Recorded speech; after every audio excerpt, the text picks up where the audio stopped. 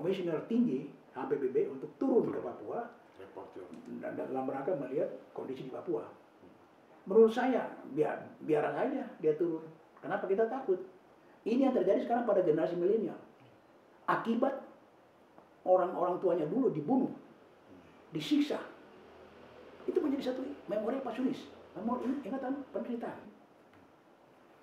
Komisi Pelurusan Sejarah harus berani didirikan sama Presiden Jokowi. Untuk Papua. Ya, bikin saja. Kenapa harus takut meluruskan sejarah? Pemirsa, pada sore hari ini kita ketemu lagi dengan Pak Freddy Numberi untuk bisa melakukan wawancara tentang persoalan-persoalan yang ada di Papua. Selamat sore Pak Freddy Numberi, apa kabar? Baik, selamat sore. Ya. Selamat sore juga pemirsa di rumah. Ya. Pada sore hari ini kami ingin mendengarkan bagaimana pandangan Bapak tentang persoalan-persoalan yang ada di Papua. Khususnya yang terbaru adalah pihak pemerintah Amerika mengeluarkan rilis tentang pelanggaran HAM khususnya yang ada di Papua. Menurut Bapak sendiri, mengapa Amerika sampai mengeluarkan rilis tersebut? Pelanggaran HAM ini bukan hanya di Papua ya, tapi di seluruh Indonesia ada. Cuma intensi saja berbeda. Saya ambil contoh Marsina di Jawa Timur, terus kemudian Semanggi 1, Semanggi 2, Tanjung Priok dan sebagainya.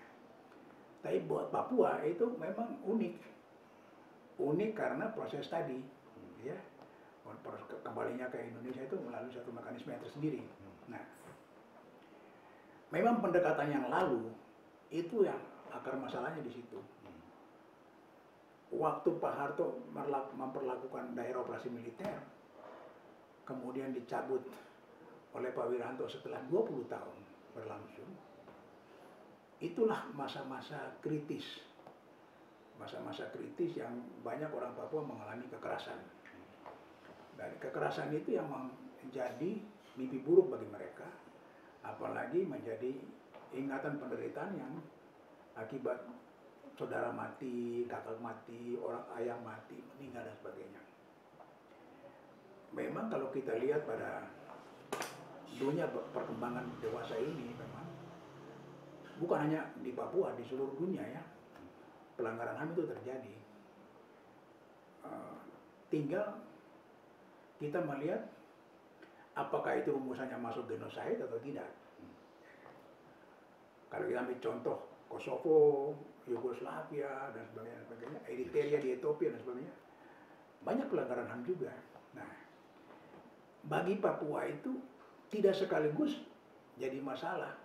Kalau Timur-Timur dulu itu kan pembunuhan di Santa Cruz itu kan 200 orang lebih. Itu yang jadi masalah. Terus Australia mimpin, Interfaith masuk. Nah, sebenarnya Australia punya kepentingan ekonomi di situ, tapi dibungkus dengan masalah pelanggaran HAM itu. Jadi memang pendekatan-pendekatan negara-negara tertentu terhadap pelanggaran di Indonesia itu perlu kita waspadai juga. Tidak serta-merta kita menganggap itu karena pelanggaran murni.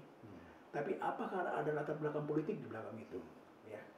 Termasuk sama Amerika sekarang ini. Saya menganggap bahwa anggap aja tuh masih melihat sebagai pelanggaran murni karena ada kehilangan nyawa, maka Amerika menghimbau kepada pemerintah Indonesia untuk melakukan perbaikan ke dalam. Demikian juga negara-negara Pasifik. Negara-negara Pasifik bukan baru, sejak 2000. Mereka sudah menyerukan masalah pelanggaran HAM ini. Karena dari SMS, dari informasi yang mereka dapat ada pelanggaran HAM di sini. Dan itu tercatat. Di kita juga tercatat juga. Komnas HAM, Kontras dan sebagainya tercatat juga. Gitulah. Tetapi pertanyaannya itu, apakah sudah merupakan genosida? Kan tidak. Kalau dihitung itu akumulasinya mungkin, ya. Tapi one at a time tidak. Bahwa terjadi letupan-letupan, kemudian ada 3 orang meninggal dan sebagainya. Itu sesuatu yang kita sedih, kita sesali. Namun kita harapkan ke depan itu ada perbaikan-perbaikan lah. Memang waktu masa lalu itu memang bicara masalah pelanggaran pemerintah ini kan sangat sensitif. sangat sensitif. Dan banyak orang menganggap tabu. Sebenarnya kita melihat bahwa dengan perkembangannya sekarang, kemudian kita sudah meratifikasi deklarasi PBB nomor 41, resolusi nomor 41 tahun 2008, 4 Desember 1988. Kita ratifikasi dengan perpres yang mendukung pembangunan jangka panjang sampai dengan 2030. Itu sudah kita ratifikasi dengan pada perpresnya, bahwa dalam Sustainable Development Goals kita pingin supaya tidak ada orang di Indonesia yang ketinggalan. Nah, hal itu berlaku juga bagi Papua. Nah, namun sangat disayangkan pendekatan-pendekatan itu belum berubah. Meskipun sudah kita ratifikasi, Pak Yusuf Kala hadir di sana dalam rangka SDGs juga, tetapi di dalam negeri sendiri pendekatannya belum berubah. Nah, setelah ada resolusi itu, apa harapan kita ke depan? Karena di resolusi itu menyangkut bahwa ke depan orientasi keamanan manusia itu sesuatu yang paramount, sesuatu yang sangat penting, karena dia adalah makhluk ciptaan Tuhan yang harus kita junjung tinggi. Bagi negara-negara di dunia sepakat itu, termasuk Indonesia. Nah, sayangnya implementasi di lapangan kita belum melaksanakan dengan baik. Nah, masalah pelanggaran HAM di Papua, memang kita bersyukur bahwa Presiden Jokowi akhirnya memutuskan, oke, 3 pelanggaran HAM yang kita masukkan mulai dari 2000 ke atas, kalau kita trace back 63 sampai 2000, ini banyak saksi yang udah mati. Saksinya udah pada mati. Nah, tidak mungkinlah kita hadirkan orang di pengadilan, saksinya pelakunya mungkin sudah mati. Gitu loh. Jadi memang kita harus cari secara bijak dan betul-betul dipercaya bagaimana merumuskan itu ke depan supaya tidak terulang. Apalagi kita sebagai negara PBB, anggota PBB, kita sudah ratifikasi dengan perpres tadi yang saya katakan Pak Yusuf Kala hadir di sana untuk di New York untuk masalah bagaimana pembangunan jangka panjang dalam konteks manusianya. Jadi era sekarang ini, globalisasi ini, keamanan manusia itu merupakan paling utama di dunia. Tanpa sekat-sekat bangsa di dunia. Kalau ada kelaparan di mana-mana, PBB masuk. Ada ini di mana, bencana di mana-mana, PBB masuk. Jadi tidak ada sekat lagi. Nah, banyak yang bertanya, apakah di Papua ya, kasus Papua ya, masalah dekolonisasi bisa diulang kembali supaya orang Papua merdeka? Saya katakan tidak mungkin. Tidak mungkin. Dan dekolonisasi itu once for all, sekali seumur hidup, atau hidup Belanda itu. Kalau masalah pelanggaran di Papua, ini yang harus kita hindari, karena ini suatu saat bisa jadi pintu masuk untuk PBB intervensi. Sama seperti Timor itu. Ya. Makanya apa yang telah kita sepakati dalam bentuk resolusi PBB nomor 41 tahun 2008, 4 Desember 1986 itu, bahwa berorientasi keamanan manusia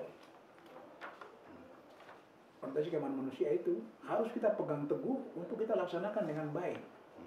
Dan kita bersyukur ya, saya sekali lagi bersyukur bahwa Presiden Jokowi mau melakukan perubahan itu. Pendekatan keamanan dirubah menjadi 3 pendekatan tadi, antropologi budaya dan sebagainya, kemudian sasarannya jelas, kemudian dukungan programnya jelas. Tapi pertanyaannya, apakah kementerian terkait dan lembaga di dalam mekanisme mendukung beliau di lapangan supaya terlaksana dengan baik? Ini jadi pertanyaan besar bangsa ini, gitu loh.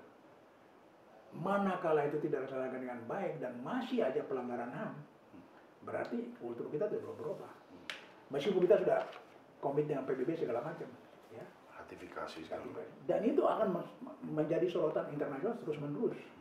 Dan kita akan sangat malu sebagai bangsa manakala diadakan periodical review periodik di Jenewa, semua negara-negara di dunia, terakhir itu ada sekitar 47 negara yang mempertanyakan masalah pelanggaran di Papua.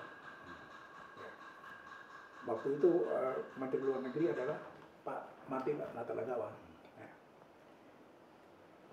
Jadi kita harapkan bahwa pelanggaran HAM ini memang tidak bisa dihindari manakala tidak ada garis tegas dari Presiden. Kita bersyukur Presiden Jokowi sudah mengatakan pendekatan keamanan dirubah. Nah, apakah ini diikuti oleh polisi dan tentara? Ini kita bertanya-tanya. Kita lihat di lapangan nanti. Ya.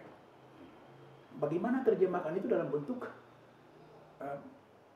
membantu polisi, TNI misalnya polisi, dalam hal membantu pemerintahan supaya menjembatani hal ini dengan baik sehingga terkesan bahwa tentara Indonesia, polisi Indonesia itu telah berubah pendekatannya terhadap rakyat Papua.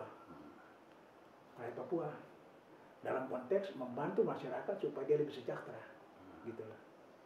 Jadi saya katakan tadi ada banyak komitmen-komitmen internasional termasuk pelanggaran HAM juga kita sudah ratifikasi Undang-Undang HAM dan Undang-Undang 39 dan sebagainya. Masalah ECOSOC juga, ekonomi sosial politik ya Pak. Ini sudah kita ratifikasi segala macam. Tapi itu semuanya di atas kertas. Yang kita butuhkan adalah implementasi. Pelanggaran HAM ini kadang-kadang atmosfernya itu dipaksakan seolah di Papua itu ada masalah pemberontakan. Menurut saya tidak. Di Papua itu hanya kriminal. Semuanya kriminal. Karena apa tadi saya katakan kriminal? Kalau dia bilang dia bersuara OPM segala macam, jangan kita besarkan mereka. OPM itu sudah lama mati. Mereka boleh bersuara di mana-mana, terserah mau merdeka, karena mereka menurut saya di luar negeri itu cari makan saja. Bukti nyata ya. Semua orang Papua yang lari keluar di Belanda dan mana-mana, jadi apa mereka? Orang Papua yang di sini jadi gubernur, jadi bupati. Berarti pemerintah terbuka dong.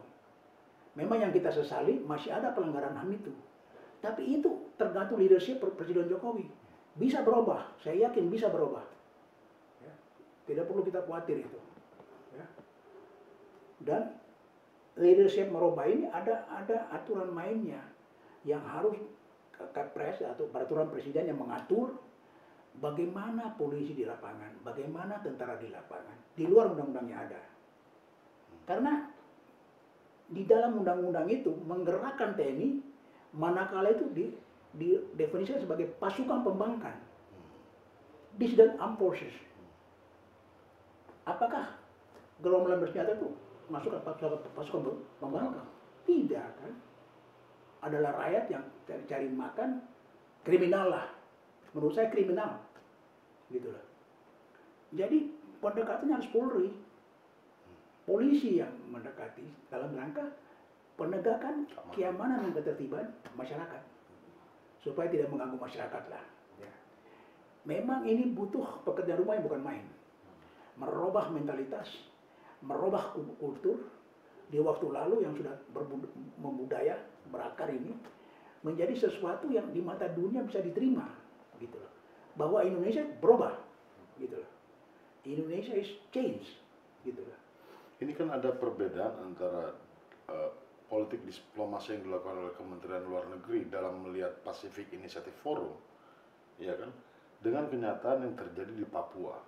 Akibatnya Pacific Initiative Forum ini justru yang paling aktif sekarang ini untuk menyoroti Papua. Menurut Bapak sendiri bagaimana, Pak? Nah, kita kadang-kadang kurang tepat menunjuk orang untuk berkomunikasi dengan mereka. Ya. Kita harus lihat gesturnya. Ingin apa dia? Gitu. Kalau menyuarakan ini sekedar untuk panggung, sekedar untuk mendapat dukungan, bisa-bisa saja.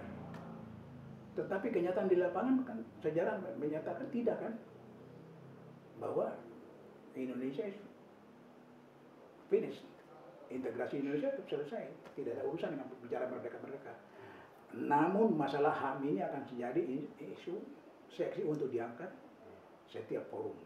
Jadi PIV ini juga tidak perlu kita kaget, dari 2000 sampai 2019 itu diangkat.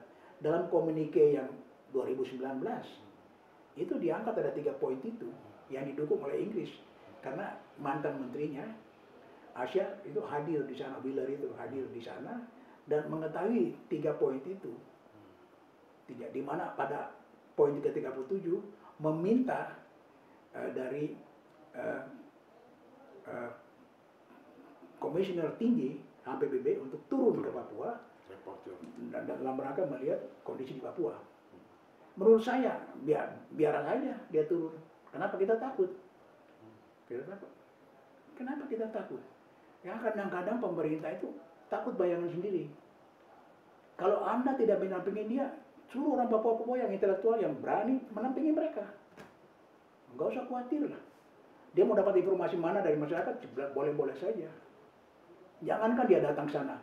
Sebelum dia datang ke sana, banyak sudah seliwiran berita lewat internet segala macam, dia udah tahu kok. Mungkin datang untuk cross check aja, kebenaran beritanya apa, gitu loh. Nah, saya masih punya keyakinan manakala pemerintah ini serius melakukan perubahan yang radikal di Papua dengan mendukung pembangunan yang total, maka semua akan hilang. Percaya saya. Dan pengalaman-pengalaman menunjukkan bahwa banyak hal yang Indonesia ini hebat. Saya mau ambil contoh waktu saya sekolah di Belanda. Saya dengan program Manado ini masih letnan 2 itu, 1 balok itu, berangkat ke sana sekolah. Karena kita bisa bahasa Belanda fasih. Orang Manado ini, program Manado ini masuk, namanya Petrus Wohon ya. Petrus Ingkir Iwang Wohon namanya lengkapnya, letnan 2 Petrus Ingkir Iwang Wohon. Masuk, direktur sekolah itu langsung bilang, kamu, Yekom dari Manado, kamu dari Manado. Karena profil itu udah kelihatan kalau dia orang Manado. Gitu. Saya begitu masuk, dia berpikir, dia bertanya sama saya, apakah kamu dari Suriname? Komi uit Suriname, bahasa Belandanya. Saya bilang, no, nee, ik kom uit de toenmalige Nieuw-Guinea. Dari dulu yang kamu sebut Nieuw-Guinea. Dia masih diam aja, dia tanya, loh Belanda tinggalkan Nieuw-Guinea kapan? Saya bilang 63 pada saat New York Agreement itu. Jadi New York Agreement 15 Agustus 62, 1 Mei 63, Belanda Hengkang nanti ambil alih oleh itu ya. Kamu lulus akademi berapa? Akademi Angkatan Laut 171. Indonesia itu Hawelda. Indonesia Hawelda. Saya kaget-kaget diam, saya diam. Dalam waktu 8 tahun kamu jadi perwira. Nenek moyang saya di sana ratusan tahun, kamu tidak jadi apa-apa. Begitu ya. Jadi itu kesannya bahwa dia katakan Indonesia itu hebat, Indonesia Hawelda. Nah, pengakuan orang asing bahwa Indonesia itu hebat, apakah itu disadari oleh seluruh bangsa Indonesia? Belum tentu. Gitu loh. Berikan kesempatan kepada putra-putra Papua yang terbaik jadi dirjen, jadi direktur di pemerintahan pusat, entah itu di Kementerian Kehutanan, Kementerian Kelautan, dalam negeri dan sebagainya. Itu merefleksikan apa?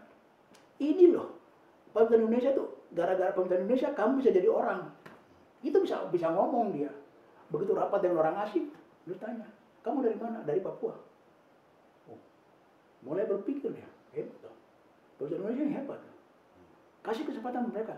Jangan pikir, oh kalau mereka jadi pejabat-pejabat di sana, suatu saat mereka akan menggerakkan Papua merdeka. Bullshit, omong kosong itu. Itu hanya bayang-bayang kosong. Nggak mungkin lah. Ya. Harus ditanamkan kebanggaan sebagai bangsa Indonesia. Dan di samping itu, generasi milenial itu harus dikasih kesempatan untuk pendidikan yang baik. Bekerja di luar negeri dan sebagainya. Itu harus difasilitasi dengan baik. Gitulah. Khusus Papua ini ya. Karena Papua ini seksi. Itu menjadi obat penawar bagi pemerintah Indonesia. Manakala ada bertanya pada presiden di forum internasional, begini, dia bilang, itu ada wakil direktur Mercedes-Benz itu orang Papua di sini. Ada orang Papua di sini. Ya. That's under my leadership. Itu di bawah kepemimpinan saya, Jokowi.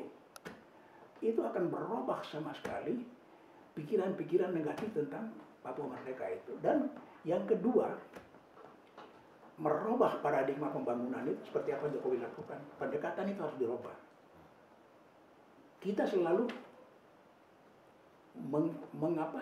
menggunakan frasa separatis supaya kita gerakan TNI turun. Ini malahan rumusannya ini kadang-kadang ambigu, tidak jelas. Itulah. Terorganisir dengan kekuatan senjata dan bisa melakukan serangan sewaktu-waktu, masih tidak juga. Jadi tolonglah negeri tercinta ini mempelajari itu dengan baik gitu loh. Karena kita pingin Indonesia ini langgeng untuk sampai kiamat, ya. Manakala pilar-pilar yang dia pakai itu rapuh, tinggal tunggu kapan rumah Indonesia yang roboh.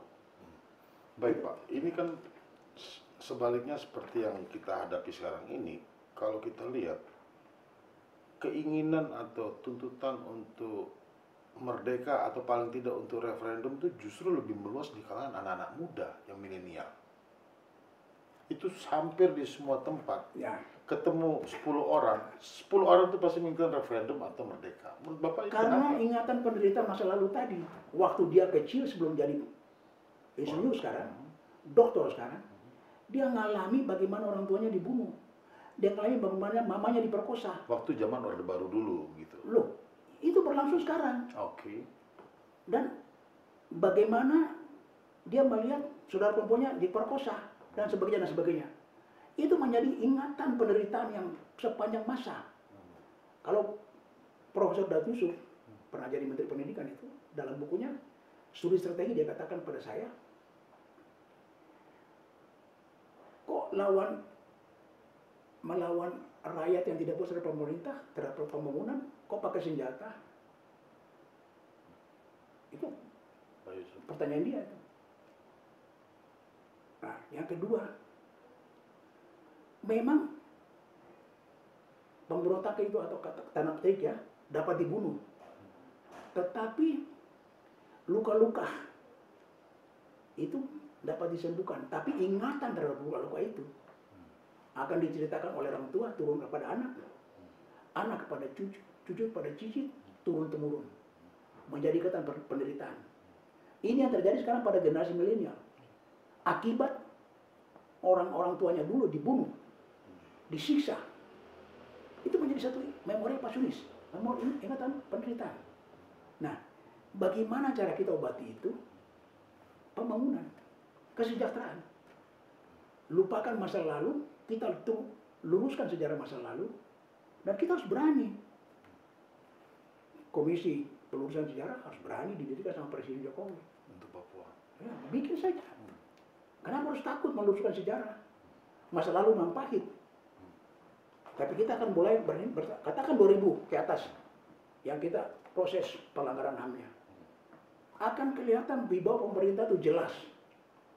Komitmen pemerintah itu jelas. Dan di samping itu, pendekatan harus dirubah sama sekali. Kalau itu akan mengeliminir segala macam pandangan-pandangan orang yang negatif.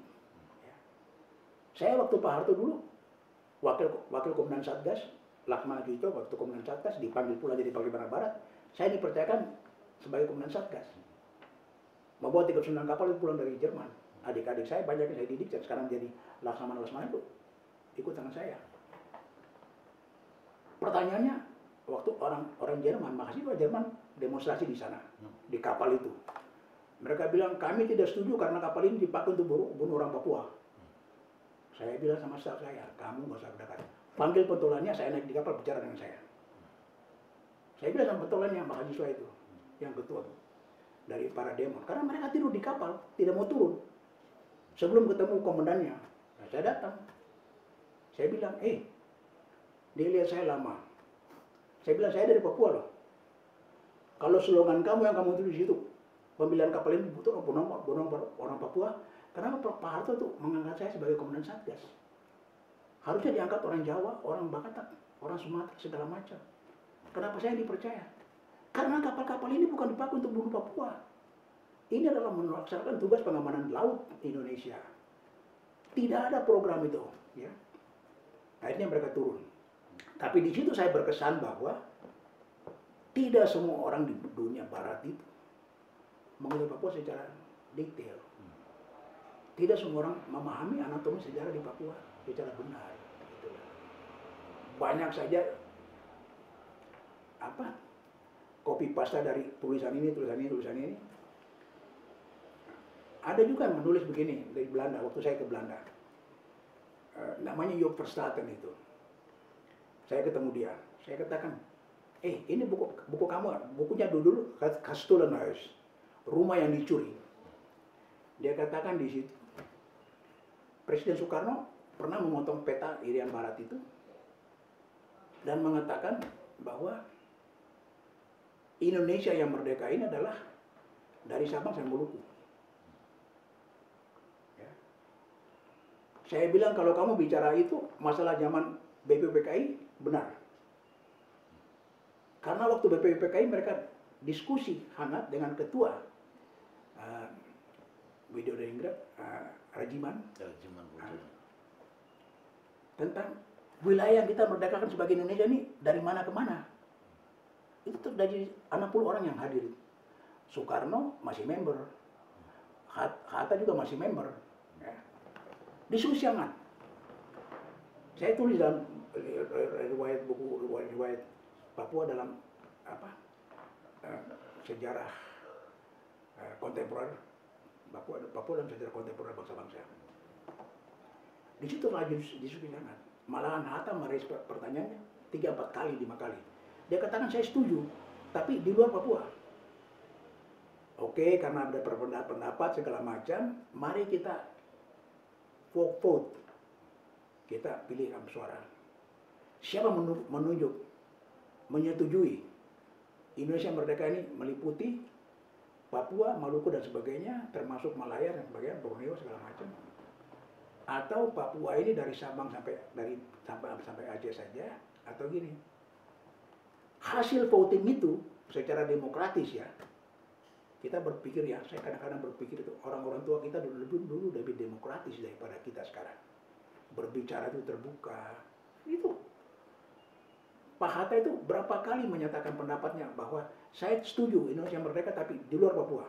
Itu berapa kali dia respon masalah itu. Tapi kemudian dan dia terima.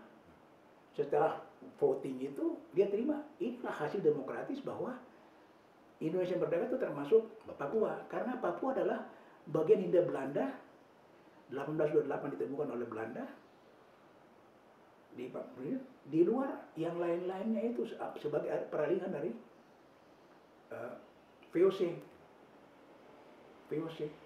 Jadi hanya provinsi atau Keresidenan Papua ini, Keresidenan Kabupaten ya, dalam masa sejarah Belanda, yang lain adalah limpahan dari VOC. Setelah pemerintah Hindia Belanda eksis, bukan pedagang lagi, bukan VOC ya, kamar dagang lagi, baru mereka melakukan ekspedisi New Guinea. Karena waktu itu Raja Willem pertama Belanda menyatakan, kami dengan Inggris sudah 1814, kami dengan Inggris sudah bagi pulau besar itu. Yang timur masuk wilayah dibagi dua, Jerman dan Inggris, yang akhirnya menjadi Papua New Guinea itu. Yang barat, inilah milik Hindia Belanda, New Guinea. Coba kamu pernah datang ke sana secara de facto menurunkan kaki di sana belum? Gubernur Jenderal waktu itu baru ke Gesinyes, dia di Batavia. Dia menjawab kepada Raja Willem Belanda itu, belum. Raja Willem, kita sudah bagi dari Inggris loh. Kamu segera ke sana menyatakan itu bahwa itu adalah bagian daripada Hindia Belanda. Ya. Waktu saya diskusi dengan beberapa profesor di sana, Profesor Drockliefer, Profesor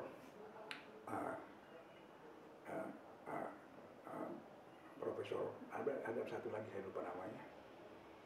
Nah, saya katakan pada mereka, 1828 kan dimasukkan dalam Undang-Undang Dasar Belanda.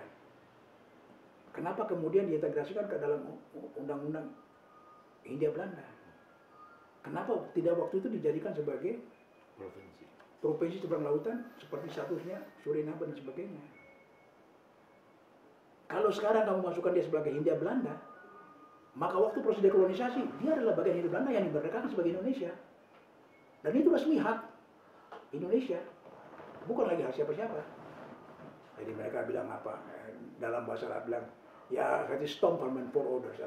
Orang tua saya lah, goblok lah waktu itu, tidak berpikir bahwa suatu saat akan terjadi begitu, bahwa Indonesia akan merdeka. Berpikir dan dulu diintegrasikan dari Undang-Undang itu dimasukkan ke Hindia Belanda, Undang-Undang Hindia Belanda sebagai bagian daripada teritori Hindia Belanda. Salah satu keresidenan waktu itu dia masih di bawah Ternate di dalam akses administrasi administrasinya. Tetapi kemudian hari dalam perpolitikan dunia itu berkembang bahwa Belanda punya kepentingan. Mengapa saya tidak setelah merdeka, ya ribut-ribut merdeka 49 itu, oke, saya akui Anda merdeka sebagai Republik Indonesia Serikat, tapi Papua saya status quo dulu. Alasannya macam-macam. Orang Papuanya belum maju, masih makan orang, bunuh orang, potong kepala orang dan sebagainya dan sebagainya. Kopensnellers, Menscheneters dan sebagainya, kata Belanda itu. Tapi Presiden Soekarno katakan kepada mereka, loh, apakah Indonesia ini terdiri dari satu suku saja? Kami juga terdiri dari berbagai suku. Yang kedua,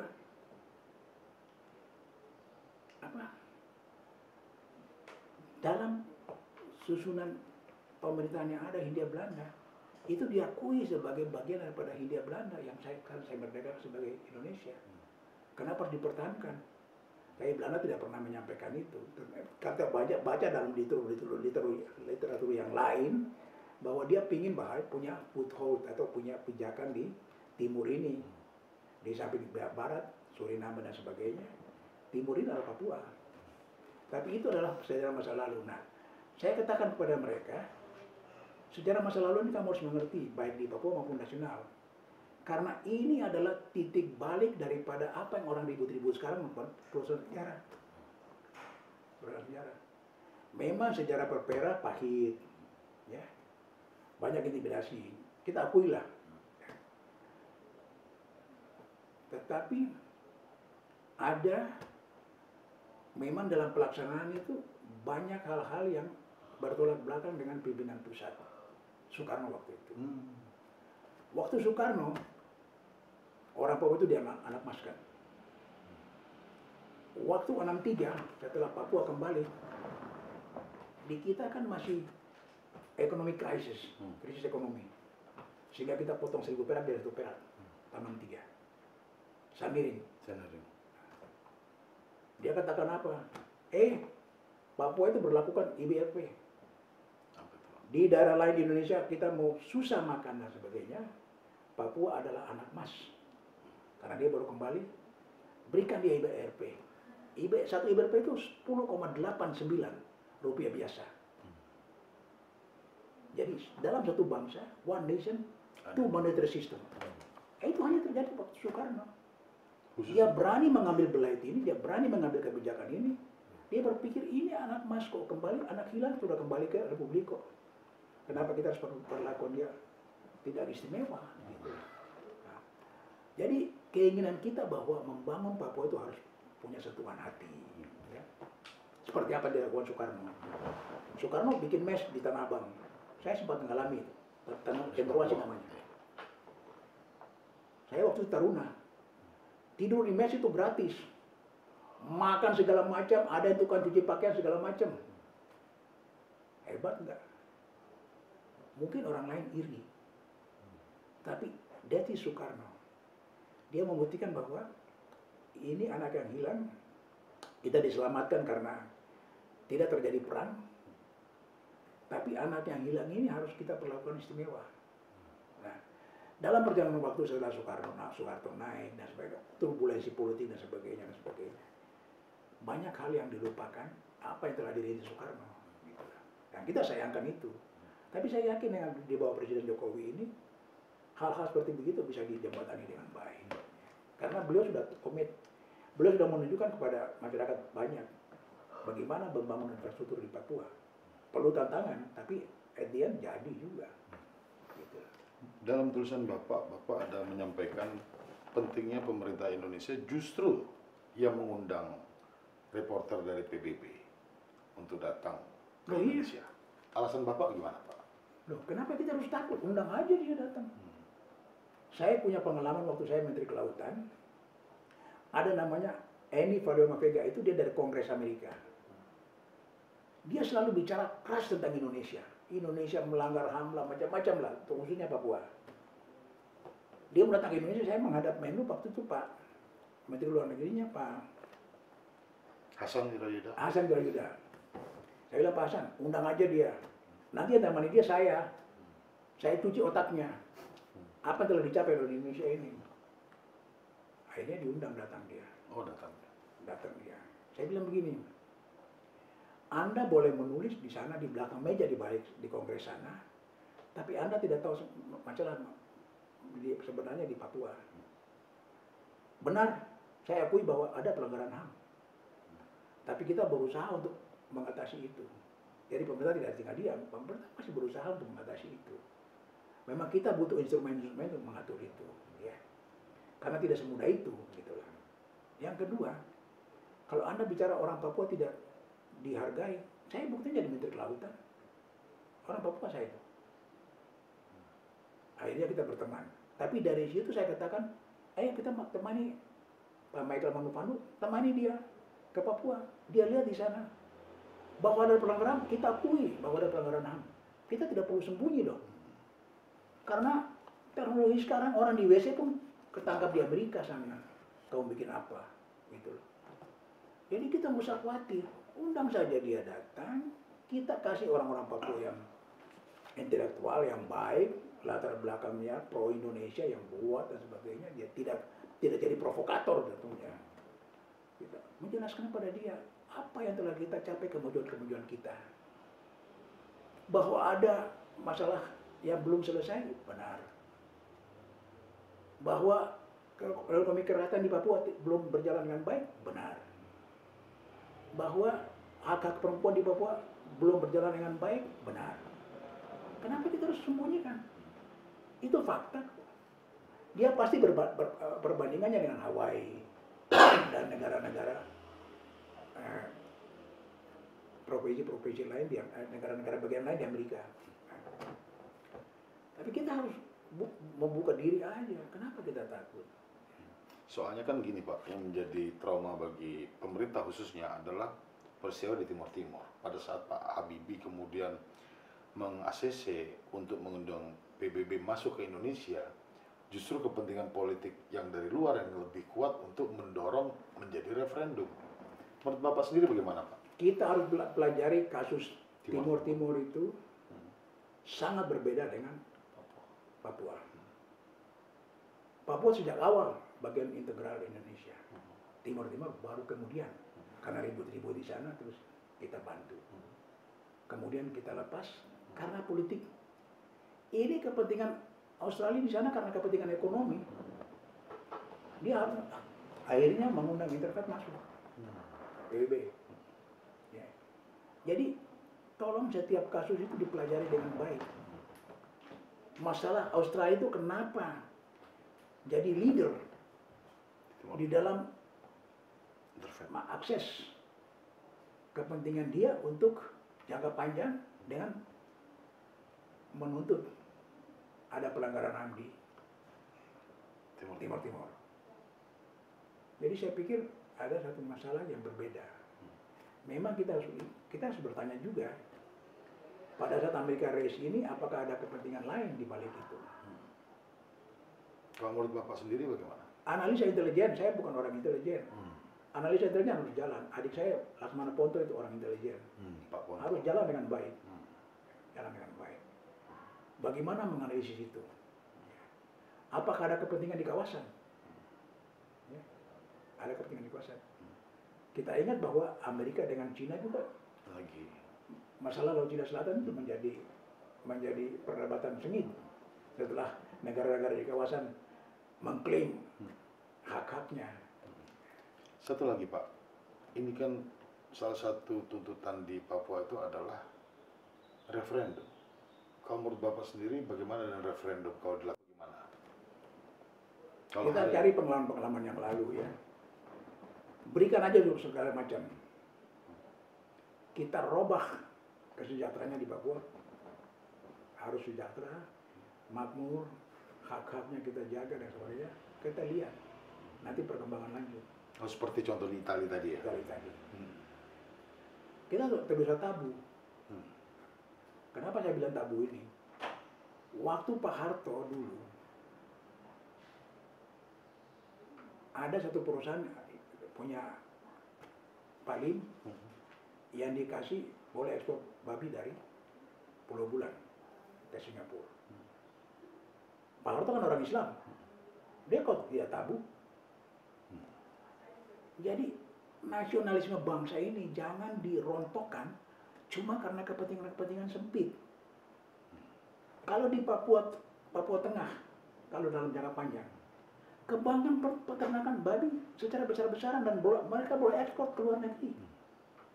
That is keberhasilan Indonesia. Apa? Berbeda-beda tapi satu. Kami berbeda-beda tapi kami satu. Ya kan?